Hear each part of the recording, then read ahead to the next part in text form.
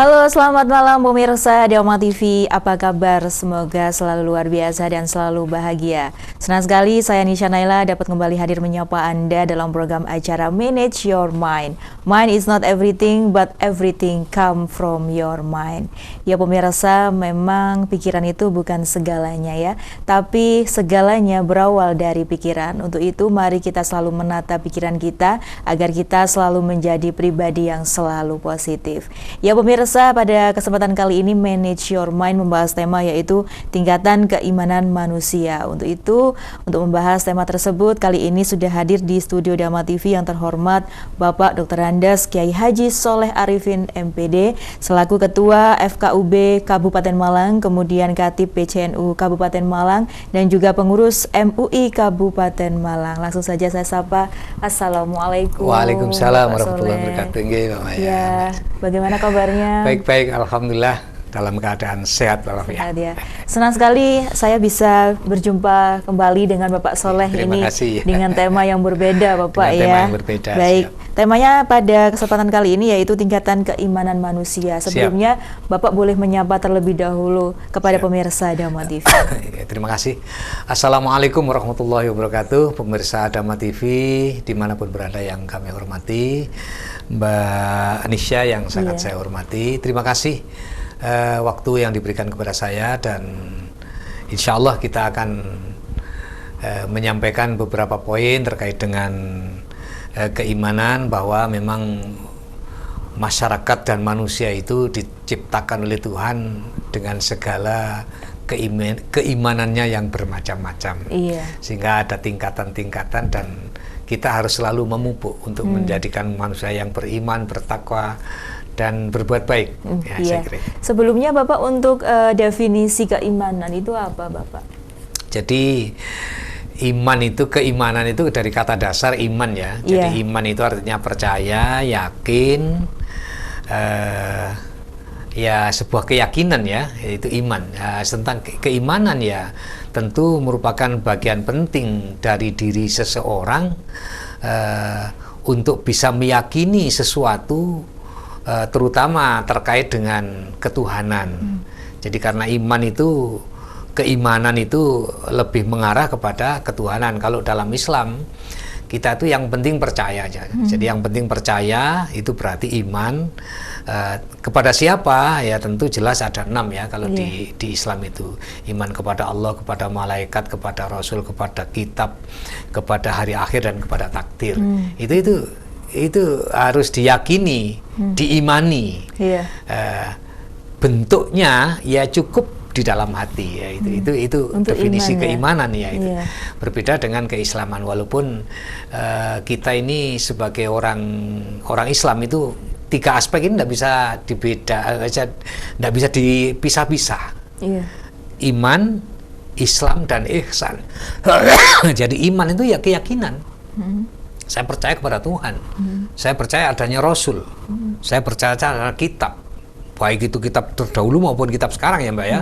Baik itu Rasul, selain Rasul yang terakhir, juga Rasul-Rasul yang lain, kita kan juga harus beriman, percaya itu ya.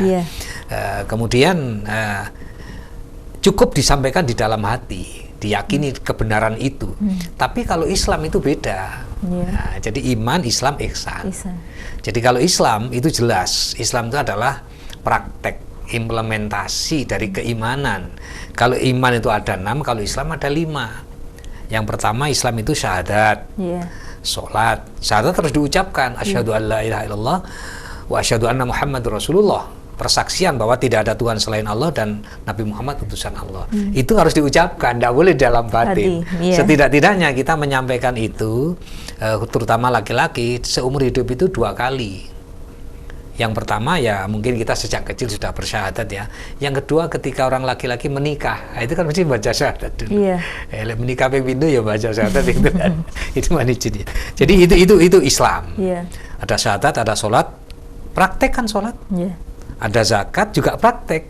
Ada puasa ya betul-betul puasa. Ada haji juga praktek. Jadi kalau iman itu dalam batin, dalam hati, dipraktekkan, diwujudkan dalam Islam. Kemudian yang tak kalah pentingnya ihsan. Apa ihsan itu? Ihsan itu berbuat baik. Jadi berbuat baik terhadap sesama manusia. berbuat baik dengan alam, bahkan juga berbuat baik dengan Allah dan berbuat baik kepada Rasul. Jadi ini tidak bisa sendiri-sendiri ya. Imannya kuat, wis yakin tapi nggak tak sholat, nggak pernah zakat, nggak pernah puasa. Ya ini saya kira keimanannya masih belum sempurna. Tetap beriman, Pak. Karena iman itu hanya percaya. Nah, itu ya. Kalau Islam ya harus praktek dong. Nah, itu makanya sholat saja ya kita harus seperti shollu kama ra'aitumuni usolli, kata Rasul itu. Sholatlah seperti halnya aku sholat. Bagaimana sholatnya Nabi? Ya seperti Kanjeng Nabi, seperti orang umat Islam pada umumnya di Indonesia jalankan itu. Saya kira itu. Seperti itu Bapak. Apakah juga orang Islam itu semuanya itu jelas beriman, Bapak? Nah, ini pertanyaan saya. Ya kalau orang Islam itu jelas beriman, ya. Tapi kalau orang beriman belum tentu Islam. Nah, ini ya harus jelas. Iya. Jadi kalau orang Islam tentu pasti beriman, karena namanya Islam kan syahadat ya, asyhadu an la ilaha illallah asyhadu anna muhammadar rasulullah. Jadi dia percaya. Adapun kepercayaannya itu berapa karat dan lain sebagainya itu kan tergantung ya. Tergantung. Jadi yang jelas Islam itu pasti beriman. Tapi kalau orang beriman belum tentu Islam. Karena orang Kristen pun juga beriman. Orang Hindu, Buddha beriman, Pak. Karena iman itu percaya. Kalau orang Islam imannya 6. Kalau orang Kristen saya tidak tahu banyak. Ya mungkin iman kepada Yesus, kepada Bunda Maria. Kan begitu ya, Mbak ya. Kepada Tuhan Bapa, kan begitu menurut mereka itu. Yang lain saya tidak tahu. Begitu juga sahabat-sahabat saudara-saudara kita yang beragama Hindu, Buddha dan lain sebagainya, dia punya iman. Bahkan bangsa Indonesia adalah bangsa yang beriman. Bangsa yang beriman. Nah, itu. Baik, Bapak. Kemudian ini adakah perbedaan tentang keimanan dan ketauhidan? Ya jelas berbeda ya, Mbak. Jadi walaupun tidak bisa dibedakan ya gap gitu ya. Jadi kalau keimanan itu keyakinan ya, sebenarnya ya tauhid itu ya. Jadi ya itu tadi, kalau tauhid, nah tauhid ya dalam Islam itu jelas. La ilaha illallah Muhammad Rasulullah, itu tauhid. Itu jelas tauhid itu ya iman kepada Allah, ya iman itu tauhid. Makanya kalau dalam perbedaan-perbedaan antara agama 6 yang ada di Indonesia itu di tauhidnya. Kalau saudara kita yang Hindu itu tauhidnya kepada Sang Hyang Widiwasa. Kalau Buddha itu kepada ya mungkin Siddhartha Gautama ya, mungkin mudah-mudahan tidak salah ya. Kemudian kalau Katolik itu kan pada Bapa Bunda Maria. Kalau Kristen kan Yesus Kristus. Itu tauhidnya di situ. Keimanannya kepada mereka lah. Tauhidnya ya praktek dalam keimanannya itu ya, kalau Islam ya sholat itu. Makanya lakum dinukum waliyadin, bagimu agamamu, bagiku agamaku. Itu dalam hal tauhid.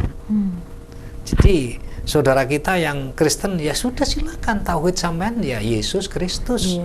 Saya Allah dan Muhammad, gitu ya. Yang Katolik Bunda Maria sama ya Yesus barangkali seperti itu ya, saya tidak paham, takut salah ya. Ya saya orang Islam ya sudah itu sendiri-sendiri nafsi-nafsi. Tapi dalam konteks kemanusiaan, konteks sosial, konteks bermasyarakat, berpendidikan, kesehatan di Indonesia, ekonomi, tidak ada beda. Ya, maka dari itu ada forum kerukunan umat beragama itu ya, Bapak ya. Yang jadi, itu tugas kita untuk memberikan pencerahan. Jadi gini loh, ya sudah. Bahkan di Islam itu sangat-sangat fleksibel dan sangat bagus, Mbak. Ya tentu karena agama saya ya. Karena apa? Perbedaan itu keniscayaan. Dan itu kehendak Tuhan. Makanya ikhtilafi rahmatun, perbedaan itu adalah rahmat Allah. Nah, makanya itu dihormati. Allah itulah menghormati perbedaan. Karena kalau di tauhid itu agama ya, tauhid ya, lakum dinukum waliyadin. Tapi dalam Islam sendiri kan banyak bermacam-macam. Ada NU, Muhammadiyah, Persis, Wahidiyah, macam-macam. Itu sudah, tidak ada masalah. Lana a'maluna walakum a'malukum. Sudah, sampean meyakini kalau misalnya sholat dan sebagainya menurut sampean wong NU pakai kunut, wong Muhammadiyah tidak ada masalah. Tidak ada masalah ya. Tidak ada masalah. Makanya dengan pencerahan seperti itu mestinya nggak ono wong gegeran. Iya. Nggak ono wong saling menyalahkan tek khusus enggak. Harus toleransi. Iya, wong jelas itu kehendak Allah, diperbolehkan itu. Iya Bapak, kemudian untuk dalil tentang keimanan ini bisa dijelaskan Bapak dalilnya setelah yang satu ini ya. Iya. Karena ada yang mau lewat. Tetap dalam program acara Manage Your Mind. Oke.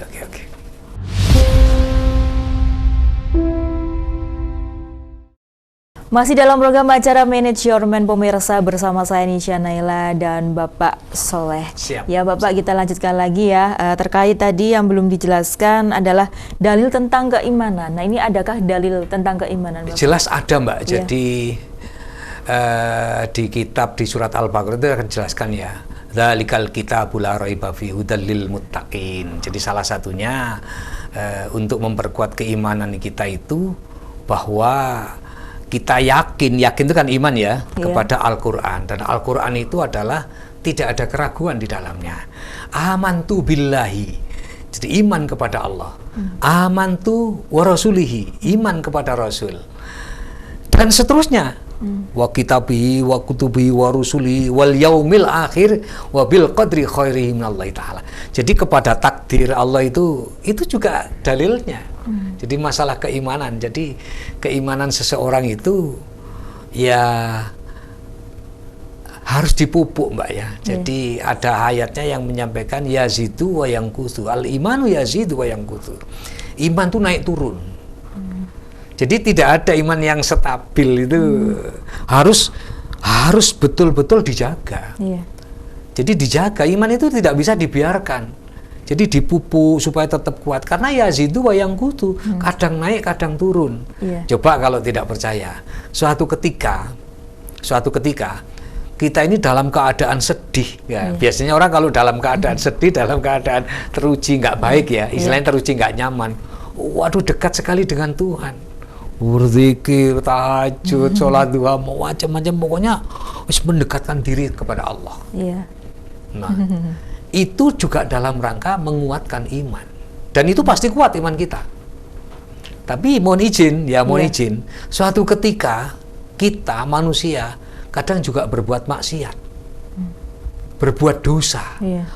Entah apakah itu dosa kecil, dosa besar, dosa sedang, atau dosa apa saja. Saat itulah iman kita itu ada di bawah. Makanya naik turun. Nah, kadang kita juga dek urip iki kadang-kadang nggak terima kok.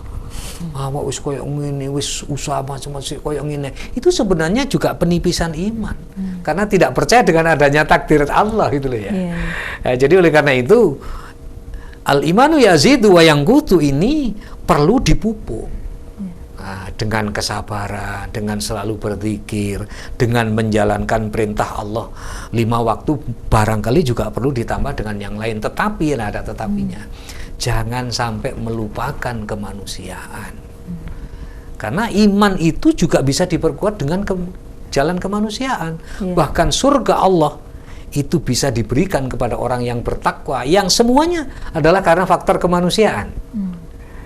Bisa saya sampaikan dalilnya? Boleh. Nah, jadi di dalam Al-Quran itu disebutkan bahwa wasari'u, a'udzubillahi minasyaitonirrajim, wasari'u ila maghfiratin mir rabbikum wa jannatin arduhas samawati wal ard uiddat lil muttaqin alladzina yunfiquna fisyarra'i wad-dharra wal kadhiminal ghaidha wal 'afina 'anil nas.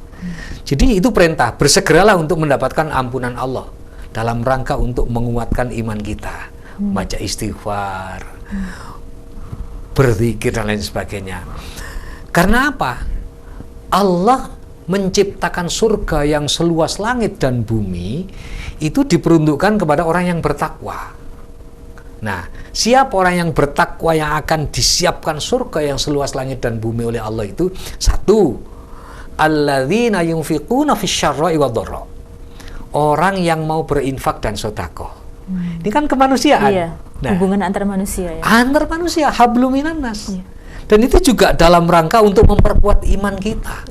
Bahwa Allah menciptakan manusia bersuku-suku, berbangsa-bangsa tadi, lita'arafu, supaya saling mengenal. Kita tahu itu orang miskin, ya harus kita santuni ketika kita mampu. Yang kedua, wal kadhiminal ghaidha. orang yang mampu menahan amarah. Lah kalau sudah urusan marah dan marah, itu kan manusia, Mbak. Iya. Orang yang mampu menahan amarah saja, Mbak Risha, itu termasuk kelompok orang yang bertakwa. Itu Al-Quran, itu dawai Allah sendiri itu di dalam surat Ali Imran ayat 16-17. Kemudian wal afina anin nas, orang yang mau memaafkan kesalahan orang lain. Nah coba, ketiga-tiganya ini adalah ciri orang yang bertakwa yang hanya murni terkait dengan kemanusiaan, dan itu akan dijamin surga. Walaupun ada di surat Ali Imran ayat 133 itu ada 8 kriteria orang yang bertakwa, itu dibagi menjadi 4, Mbak. Yang 4 itu hablum minallah, hubungan dengan Allah. Yang 4 hablum minan nas, sabar dan lain sebagainya, bersedekah, itu kan hablum minan nas.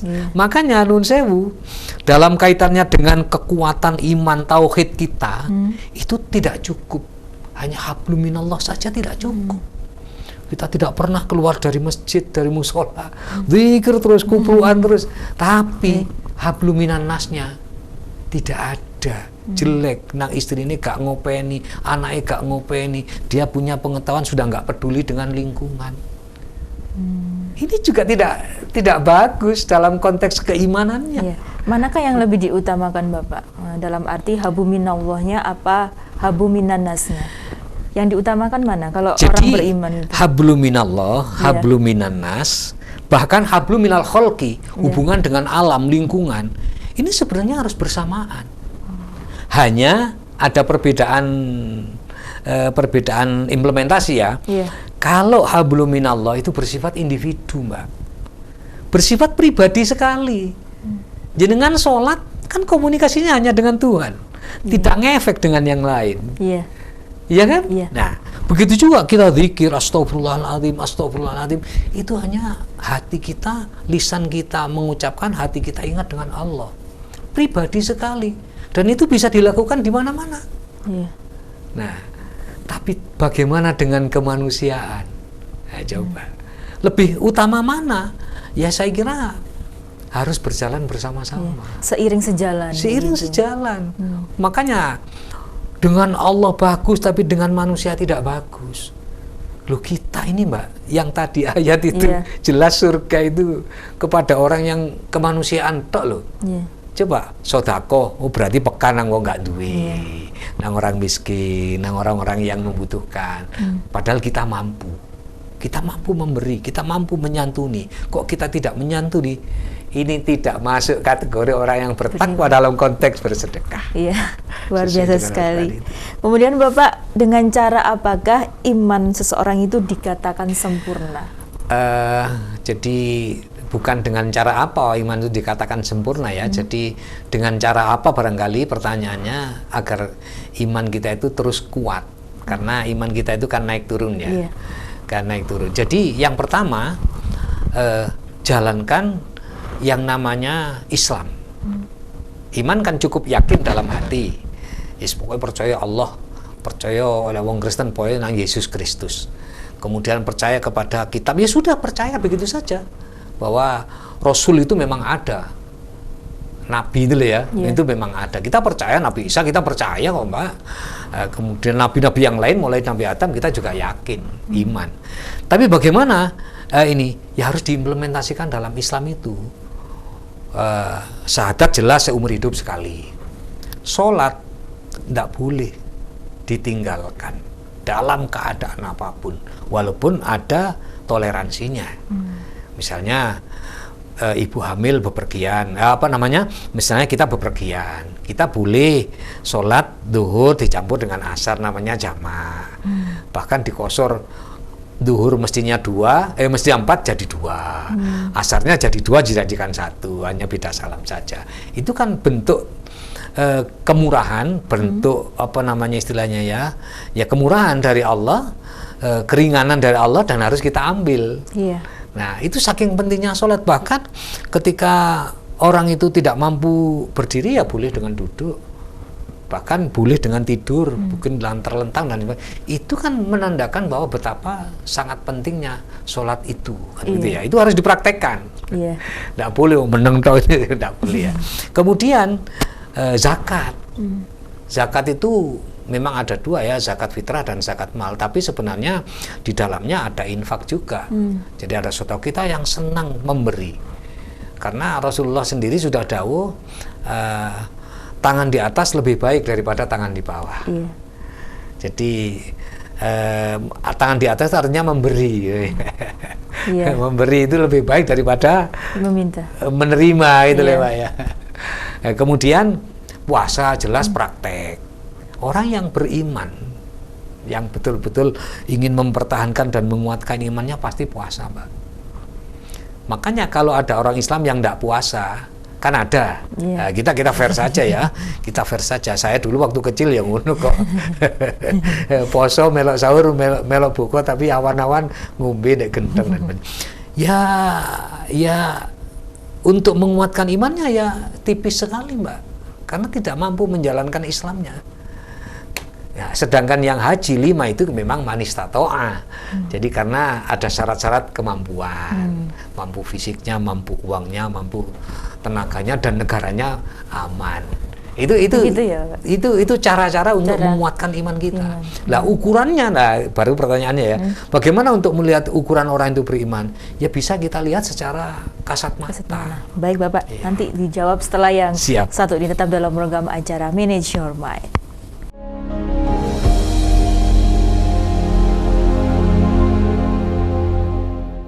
Terima kasih Anda masih bersama kami dalam program acara Manage Your Mind. Mind is not everything, but everything come from your mind. So, manage your mind.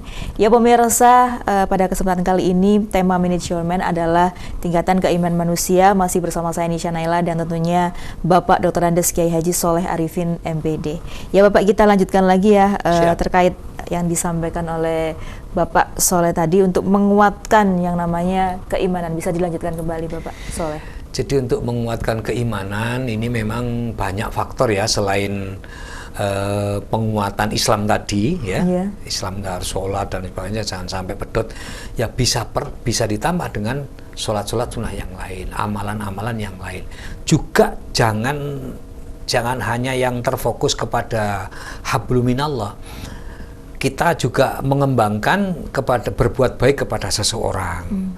Kemudian memperhatikan lingkungan. Betapa Islam itu sangat senang dan cinta terhadap kebersihan. Islam itu sangat senang dan cinta kepada pendidikan. Ini juga dalam rangka menguatkan iman. Cara-cara menguatkan itu banyak sekali. Hanya terkadang orang itu memandang bahwa penguatan iman itu hanya semata-mata ya dengan Tuhan saja. Dengan Tuhan, oh iya jelas. Tapi dengan yang lain. Ya, harus seiring sejalan. Iya, jadi jangan berbuat kerusakan pada lingkungan. Itu juga bisa dikategorikan penguatan iman kita. Bahwa iman kita ini kan segala-galanya ya Pak ya. Jadi iman yang dimiliki oleh manusia itu segala-galanya. Bahkan orang yang nun sewu ya, bahkan ada di dalam sebuah kitab itu, orang yang beriman itu pasti masuk surga. Walaupun mungkin juga lewat neraka dulu gitu ya. Jadi karena itu segala-galanya. Jadi ya kalau bisa kan ya iman itu bagus, tapi habluminan nasnya juga bagus, habluminal kholkinya bagus, dan penguatan terhadap Islam dan lingkungan ini juga harus bagus. Baik. Jadi supaya tidak pincang. Baik Bapak. Kemudian untuk tingkatan Bapak, tingkat keimanan seseorang itu ya jelas apa saja? Ada tingkatannya ya Mbak ya. Jadi di dalam hadis Nabi itu juga ada disebutkan bahwa seperti halnya orang puasa ya, ada puasanya orang yang khos, ada puasanya khos, pokoknya kelas tinggi. Iman juga begitu Pak. Ada imannya para nabi jelas sekali terjaga. Kalau nabi itu kan maksum ya Pak, artinya maksum itu dijaga oleh Allah. Bahwa ketika nabi itu kok berbuat agak keliru sedikit, itu langsung diingatkan. Itu jelas tingkatannya super ya. Jelas karena memang orang pilihan ya. Nabi siapapun tuh, Nabi mulai dari Nabi Adam sampai Nabi Muhammad SAW itu adalah orang-orang yang dipilih oleh Allah. Makanya karena orang yang dipilih oleh Allah sendiri ya dijaga sendiri oleh Allah. Ketika dulu Nabi Musa kurang percaya ya langsung ditunjukkan kekuasaan Allah. Jadi kemudian apa tadi? Tingkatan keimanan. Yang kedua ya jelas tingkatan golongannya sahabat, Mbak ya.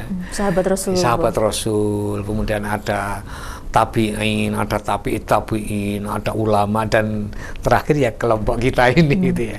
Itu memang ya seperti itu ya, itu sudah tingkatannya ya, tingkatannya. Tetapi nah ini bukan berarti nanti yang mensewu ya. Kategori karena orang yang beriman khawatir nanti yang masuk surga yang golongannya itu saja, tidak. Kita tetap punya peluang untuk menjadi ahli surga ketika iman kita itu tetap sampai di akhir hayat kita. Makanya ketika manusia itu sudah dalam kondisi kritis, sakit, itu yang diharapkan itu adalah husnul khotimah ya. Husnul khotimah, jadi bagus di akhirnya. Bagus di akhirnya itu artinya apa? Bahwa tetap la ilaha illallah Muhammadur Rasulullah kalau orang Islam ya, itu tetap terjaga. Karena dalam banyak kitab disebutkan ketika orang itu sudah dalam kondisi koma kritis, makanya kan harus dituntun. Jadi disebutkan di kuping kanan Allah supaya, karena di situ perang, Mbak. Perang dengan setan.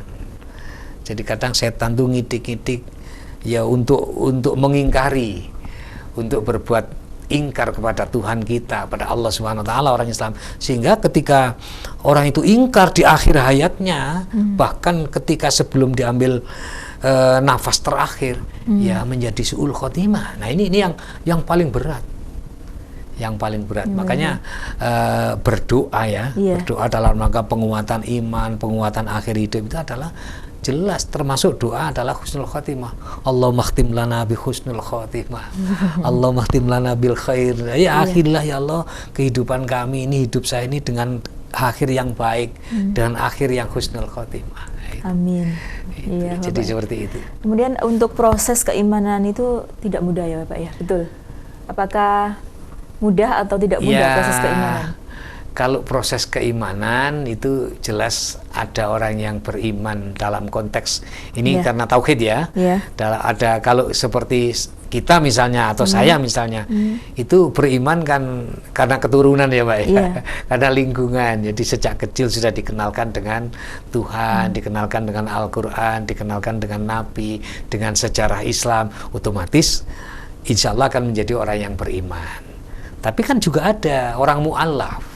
Mu'allaf itu orang yang dulunya tidak Islam menjadi Islam. Nah itu, ini kan juga keimanannya kan baru ya, dalam konteks keislaman loh ya. Tapi sesungguhnya orang ini juga sudah orang beriman, hanya barangkali sebelum Islam itu misalnya agamanya Syiah, dia ya imannya kepada Tuhan Syiah kan begitu. Tapi kan prinsipnya orang yang beriman. Nah, tetapi ketika dia masuk Islam ya sudah, imannya harus dikuatkan, dibuktikan dengan 2 kalimat syahadat dulu. Asyhadu an la ilaha illallah wa asyhadu anna Muhammadar Rasulullah.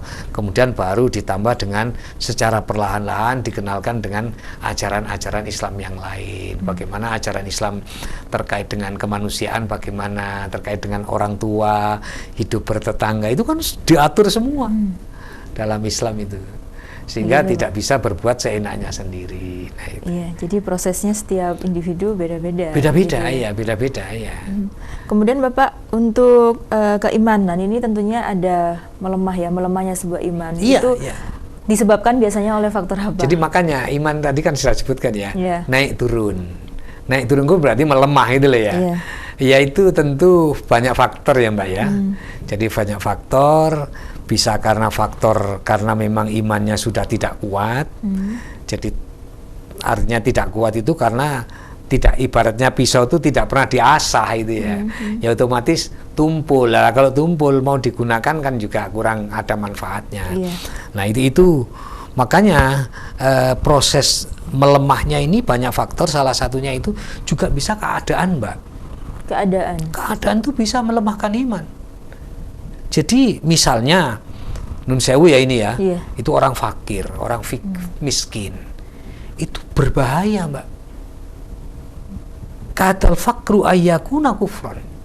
Jadi orang fakir itu sangat dekat dengan kekufuran. Berarti sangat dekat dengan kerusakan iman. Karena apa?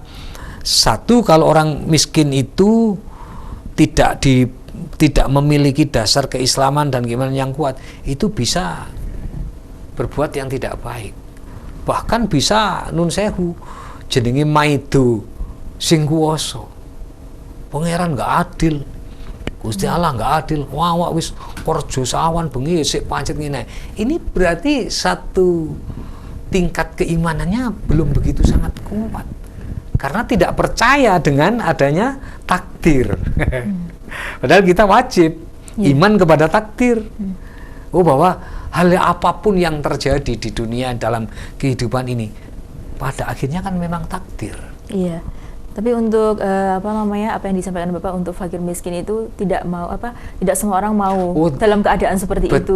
Ini ada rasa mengeluh, mengapa kok saya ditakdirkan seperti ini. Iya, gitu. Jadi mohon izin.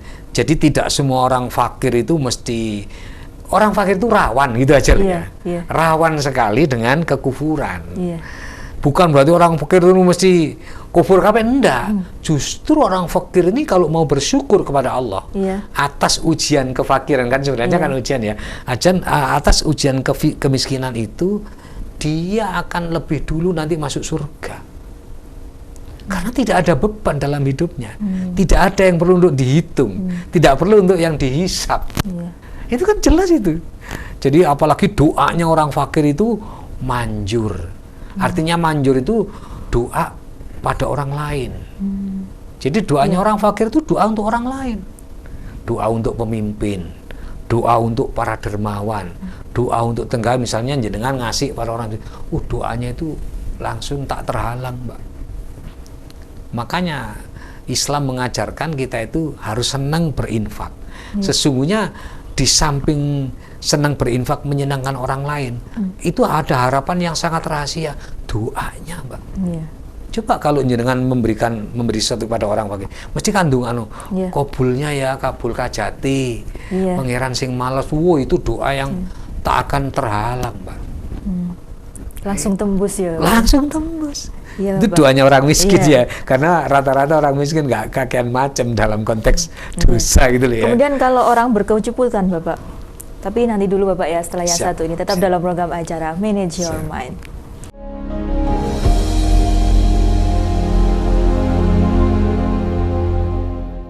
Terima kasih Anda masih bersama kami dalam program acara Manage Your Mind. Mind is not everything, but everything come from your mind.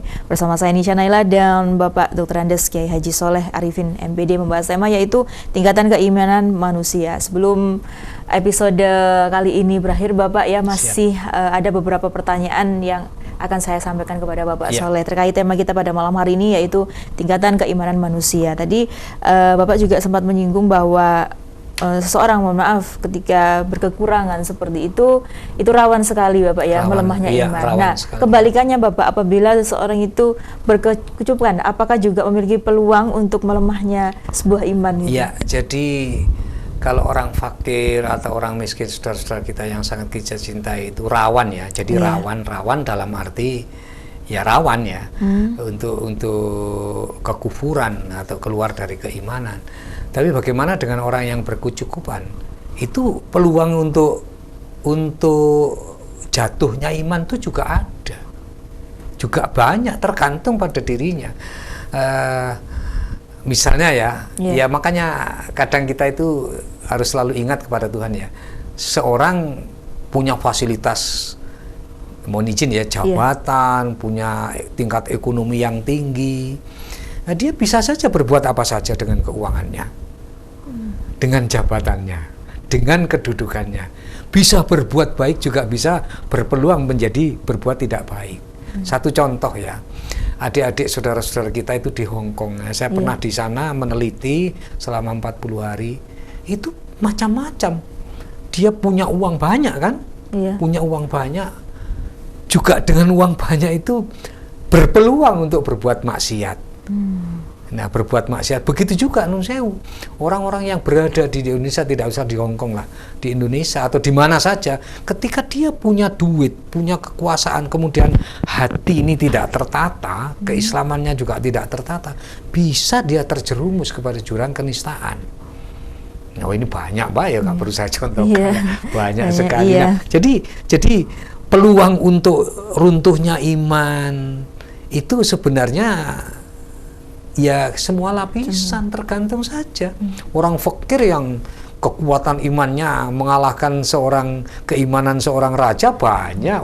Iya, seorang raja yang seperti tidak punya iman, ya artinya dalam tanda kutip ya. Iya, berarti tergantung dari pribadi masing-masing ya, Pak Soleh. Ya. Makanya tadi di awal saya sampaikan, iman itu ibarat pisau, kita harus selalu mengasah.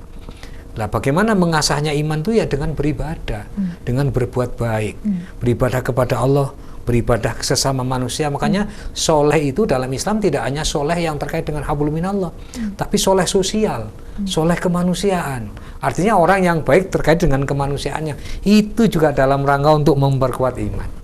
Baik, Bapak tadi juga mau menyampaikan tentang dalil keimanan ya, Bapak ya. Jadi Allah itu menjanjikan, a'udzubillahi minasyaitonirrajim, walau anna ahlal qura amanu wattaqau la fatahna 'alaihim barakatim minas sama'i wal ard. Jadi seandainya, walau itu seandainya, dan seandainya para manusia itu ahlal qura di dunia ini beriman, tentu tidak hanya yakin saja ya, iman dengan praktek, maka Allah akan menurunkan barokah dari langit dan dari bumi. Barakati minas sama'i wal ard. Jadi makanya ketika suatu kaum di desa, mungkin di kecamatan, atau mungkin di ruang lingkup rumah tangga, kok orang di rumah itu betul-betul bertakwa kepada Allah, iman kepada Allah, bertakwa kepada Allah, baik iman implementasi takwanya itu hablum minallahnya bagus, hablum minan nasnya bagus, hablum minal haqinya bagus, Allah akan menurunkan rahmat, barokah bagi orang itu dari langit dan dari bumi. Setidak-tidaknya akan memiliki jiwa ketenangan, menjadi orang yang baik, tidak pernah merugikan orang lain, tidak pernah mencemooh orang lain dan sebagainya. Itu jelas sekali. Makanya dulu kan ada namanya negeri Sabah dalam zaman dulu itu ya, karena awalnya itu orangnya bertakwa, kemudian orangnya rusak, akhirnya kan tidak ada negeri Sabah itu dihancurkan oleh Allah Subhanahu wa taala. Iya. Nah, ini ada menyambung pertanyaan saya, Pak. Apabila dalam suatu wilayah begitu ya, awalnya itu mayoritas penduduknya Muslim, seperti itu ya. Kemudian bergeser begitu, atau imannya lemah begitu, mungkin bergeser agama. Nah, itu bagaimana? Apa faktor penyebabnya kok bisa semua? Ya jelas begitu? Banyak faktor ya, Mbak ya. Jadi tidak bisa itu karena A, karena B, tadi banyak faktor. Satu contoh, karena itu wilayah besar, seperti di Indonesia saja. Dulu nenek moyang kita itu kan bukan orang Muslim, Mbak. Ya, nenek moyang kita itu fakta dalam sejarah orang Hindu. Jadi tapi tetap bangsa yang berketuhanan, nenek kita yang berketuhanan, berketuhanan tidak kepada Allah lah kalau sekarang itu. Tapi mengapa kok bisa menjadi berubah? Nah, ini kan juga karena dakwahnya Wali Songo, jelas itu ya. Islam yang ada di Indonesia itu tidak melalui pertumpahan darah, tidak melalui pemaksaan, tidak ada macam-macam. Nah, di suatu wilayah bisa saja terjadi karena faktor alam, faktor situasi. Contoh, dulu yang namanya Spanyol di daerah yang sekarang ini Barcelona, terus kemudian di situ kan ada Istana Alhambra, ada masjid besar dan sebagainya. Tetapi ketika pemimpin Islam yang bisa masuk ke Spanyol itu kan namanya Tariq bin Ziyad, yang bisa menyeberangi Gibraltar itu dan menguasai Spanyol selama 350 tahun. Bukan sekedar, makanya di Spanyol dulu kuat sekali Islamnya. Nah, tetapi karena politik dan waktu itu Islam lemah dan kalah perang zaman raja siapa saya lupa, akhirnya Raja Islam itu ditaklukkan. Masjidnya sekarang sudah ganti kelenteng, istananya jadi museum, Istana Alhambra, air mancur yang sangat terkenal itu. Nah, masyarakatnya, nah ini menjawab pertanyaan jenengan. Yeah. Masyarakatnya itu diancam, disuruh milih keluar dari Spanyol atau tetap di Spanyol tapi beragama lain. Nah. Atau tetap di Spanyol beragama Islam, kita bunuh. Nah, coba. Yeah. Kan ini juga menjadi penyebab akhirnya ya wallahu alam, ya artinya wallahu alam itu ya Allah lah yang tahu. Yang jelas Islam jadi tidak ada di sana. Berarti tidak ada hak untuk memeluk suatu agama ya Pak ya di negara Spanyol itu tadi. Tidak ada hak begitu jadinya. Kesannya seperti itu. Iya. Jadi dari orang Islam yang sangat kuat di zaman raja-raja dulu, kemudian karena kalah perang dikuasai oleh orang non-Muslim, maka ya itu diancam. Silahkan orang Muslim keluar dari Spanyol. Nah, terus mau kemana? Atau tetap di Spanyol tapi harus beragama A. Tidak saya sebutkan. Atau tetap di Spanyol tetap kalau membangkang tetap beragama Islam pasti dibunuh. Nah, ini kan juga dilema. Satu dilema ya. Dilema. Satu sisi aduh ya opo ya itu tergantung dari keimanannya. Tergantung dari keimanannya. Kalau dia mau keluar negeri terus mau kemana, kalau mau di dalam ya mau kemana, bagaimana, ya insyaallah alam, kami tidak bisa membaca hati mereka. Yang jelas mereka tersiksa kan begitu ya, tersiksa karena dihadapkan dengan dua pilihan yang sama-sama berat. Lah itulah penyebabnya berarti penguasa. Nah, itu Pak. Jadi disebabkan karena penguasa. Beda dengan Islam yang ada di Indonesia itu disebabkan karena faktor dakwah yang santun yang disampaikan oleh sunan-sunan Wali Songo itu. Tidak ada pertumbuhan darah. Tidak ada. Melalui seni. Betul seni, kesadaran akhirnya juga menjadi sadar dan simpati, dan itulah sebenarnya ajaran Islam. Islam itu zaman Rasul tidak ada peperangan kok Mbak. Kalau Islam itu tidak diserang. Jadi Kanjeng Nabi Muhammad itu tidak akan menyerang ketika tidak diserang. Tapi kalau diserang, itu wajib mempertahankan diri. Itu saya kira. Terima kasih Bapak ya. Sama-sama. Kemudian Bapak sebagai closing statement, apa manfaat dan adakah pengaruh iman pada diri kita? Kemudian juga bagaimana cara merealisasikan iman kepada Allah Subhanahu wa taala dalam kehidupan kita sehari-hari? Silakan. Baik, Bapak terima Soleh. kasih. Jadi para pemirsa yang sangat kami muliakan dan kita hormati bersama, bahwa keimanan seseorang itu, iman seseorang itu naik turun. Jadi kadang di atas, kadang di bawah. Maka kewajiban kita adalah untuk mempertahankan ketika posisi di atas. Jadi harus selalu berbuat baik, selalu beribadah, selalu berzikir, baik itu ibadah yang terkait dengan hablum minallah maupun ibadah yang terkait dengan kemanusiaan. Jadi ini harus setara, seimbang, bahkan ibadah yang terkait dengan kemanusiaan itu porsinya jauh lebih banyak. Jauh lebih banyak. Karena kalau ibadah kepada Allah 5 waktu saja, misalnya 3 menit kali 5, itu hanya 15 menit aja, 17 menit. Tapi yang lainnya lebih banyak, dan itu mari kita manfaatkan, kita gunakan untuk melaksanakan kewajiban kita, kegiatan kita, agar yang penting kegiatan itu bernuansa ibadah. Maka dimulailah dengan niat. Saya niat datang ke mana dengan niat silaturahim, dapat pahala. Niat ketika nanti ada orang yang membutuhkan, saya bawa uang kecil, pasti tak kasih. Itu sudah niat saja sudah dapat pahala. Itu juga dalam rangka untuk penguatan keimanan. Makanya mari kita sebagai orang Islam harus berusaha dari sisi mana saja agar keimanan kita itu tetap stabil, dan kalau bisa tetap ya tinggi, walaupun tidak seperti imannya para khalifah, para nabi. Saya kira itu. Semoga kita termasuk dalam golongan orang yang beriman. Amin. Itu yang kita harapkan itu. Bapak Soleh, terima kasih luar biasa sekali. Semoga ini memberikan manfaat yang luar biasa untuk pemirsa Dhamma TV yang menyaksikan program acara Manage Your Mind. Sehat selalu Bapak. Amin. Terima kasih. Juga mudah-mudahan Dhamma TV terus berjaya, terus berkibar untuk kemaslahatan umat. Terima kasih Bapak Sama-sama. Soleh. Next kita nyambung lagi Bapak ya silaturahminya. Insya Allah. Iya. Terima kasih Bapak Soleh. Sama-sama. Baik pemirsa Dama TV, itu tadi perbincangan saya dengan Bapak Dr. Andes Kiai Haji Soleh Arifin MPD. Beliau merupakan Ketua FKUB Kabupaten Malang, kemudian Katib PCNU Kabupaten Malang, dan pengurus MUI Kabupaten Malang. Ya pemirsa, saksikan terus program acara Manage Your Man setiap hari Selasa pada pukul 19.00 waktu Indonesia Barat hanya di Dama TV. Akhir kata, saya Nisha Naila beserta kru yang bertugas mengucapkan terima kasih atas kebersamaan Anda. Dama TV selalu damai di hati. Selamat malam dan sampai jumpa.